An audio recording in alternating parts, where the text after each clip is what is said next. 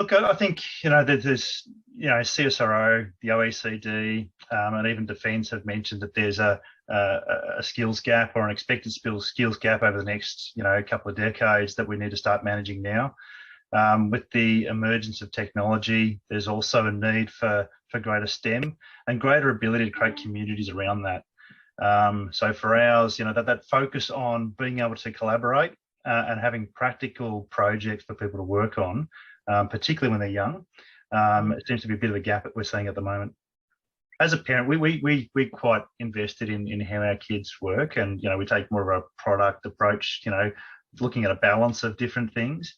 We definitely see gaps around that community-based project work or leadership skills, that they're not quite, there's a very industrial approach to academic progress, but maybe not on that side of practical work or the things that you need for success, I suppose, and results, in terms of business or operations. At that time, we were finding that the school system wasn't giving us what we wanted.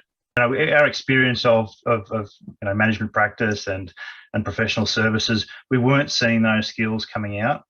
We weren't necessarily seeing performance coming through, so that the traditional bell curve, we're looking to fill that gap with a program or with a piece of work.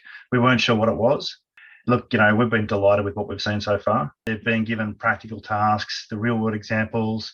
When you've got an expert come in to evaluate their showcase, and the fact they're presenting and working as a team, which is leading to a presentation or an outcome, is pretty exciting too. So each of them, being taught to work with their teammates and to construct their team, and also then to start taking on board, some pretty tough management theory. It's really exciting to sort of see them moving in that space. And then for us, it really has filled a gap that we've found regarding, understanding the real world and understanding management.